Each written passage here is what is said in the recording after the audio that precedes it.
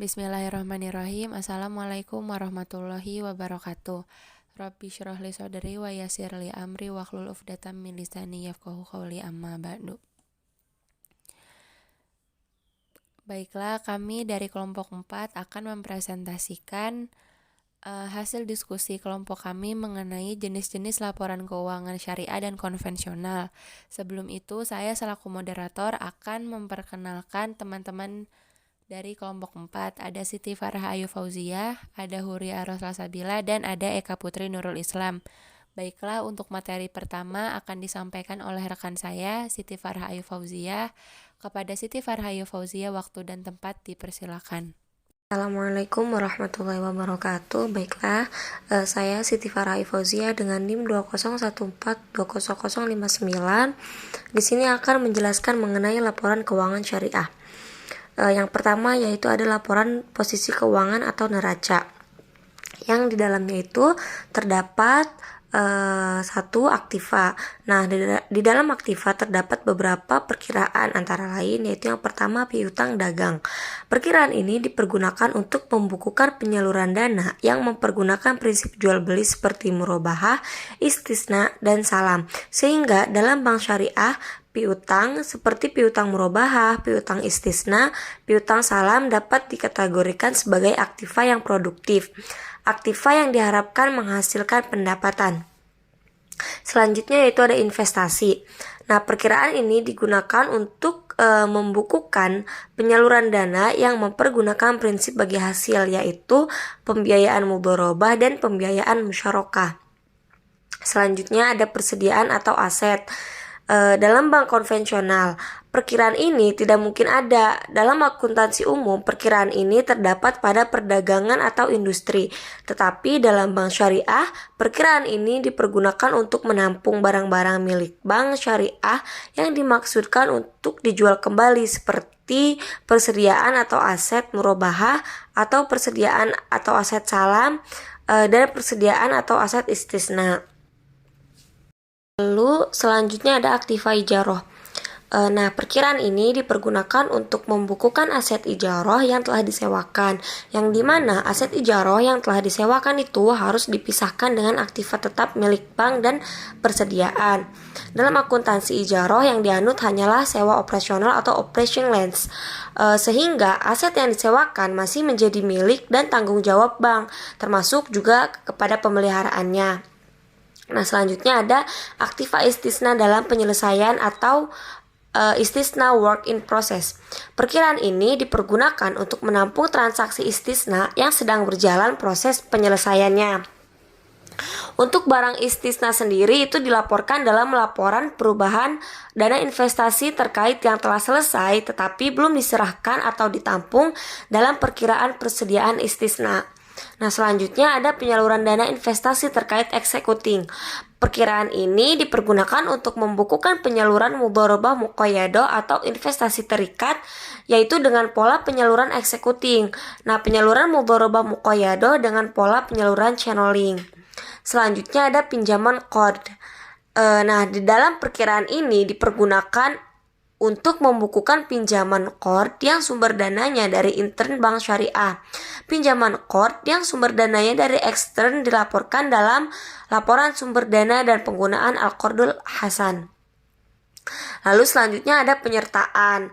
Nah, perkiraan ini dipergunakan untuk membukukan penyertaan yang dimana bank syariah memiliki saham suatu perusahaan, baik yang dilakukan dalam rangka penyelamatan pembiayaan atau yang ditanamkan pada anak perusahaan.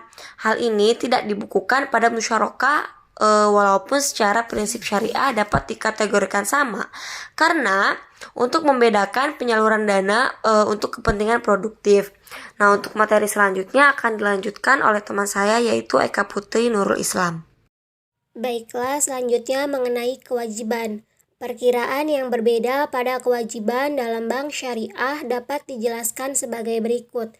Yang pertama, simpanan atau titipan.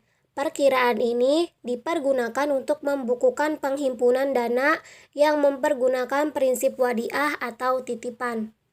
Karena prinsip dari wadiah adalah titipan yang harus dikembalikan kapan saja oleh bank. Apabila si penitip meminta kembali, dalam kondisi apapun, bank syariah harus mengembalikan dana titipan tersebut kepada penitip.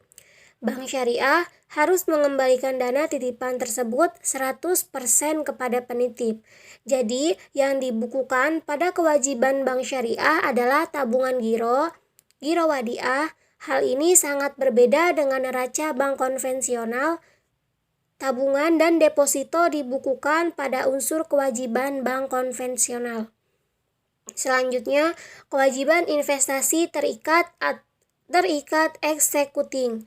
Perkiraan ini dipergunakan untuk membukukan penerimaan mudorobah muqayyadah dengan pola penyaluran executing.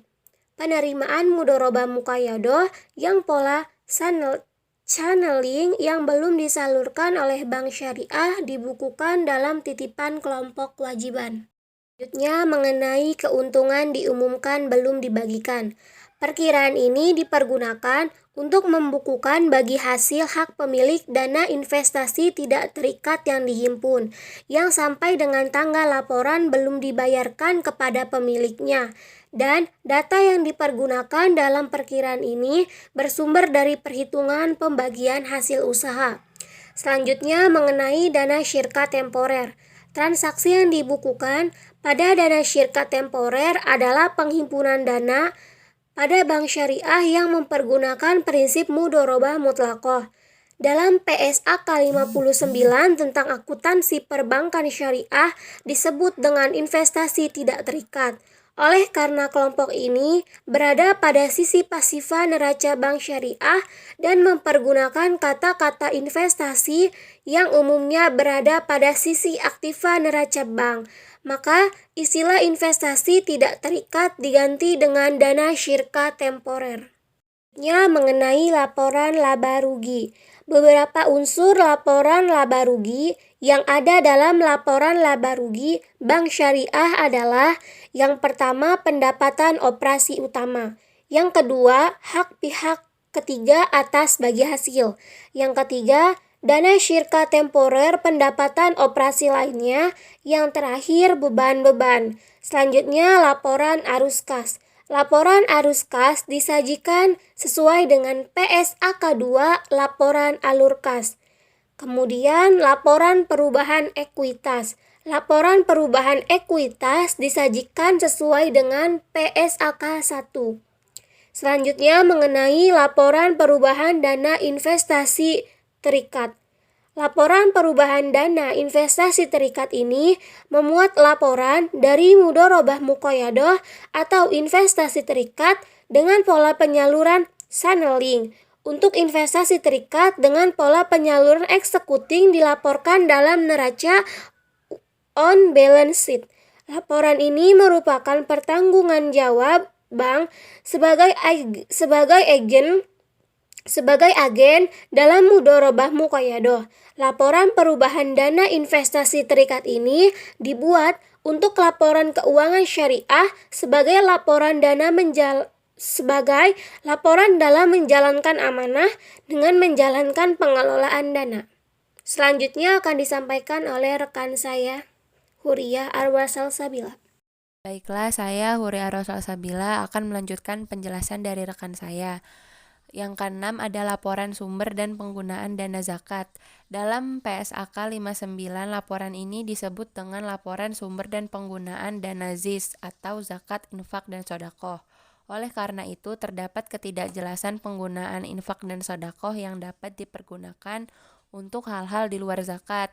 Di samping zakat, sumber dan penggunaannya telah diatur dengan jelas dan syariah, maka laporan tersebut disempurnakan dengan laporan sumber dan penggunaan zakat, yaitu suatu laporan yang khusus untuk penerimaan dan penyaluran zakat sesuai ketentuan syariah yang ada.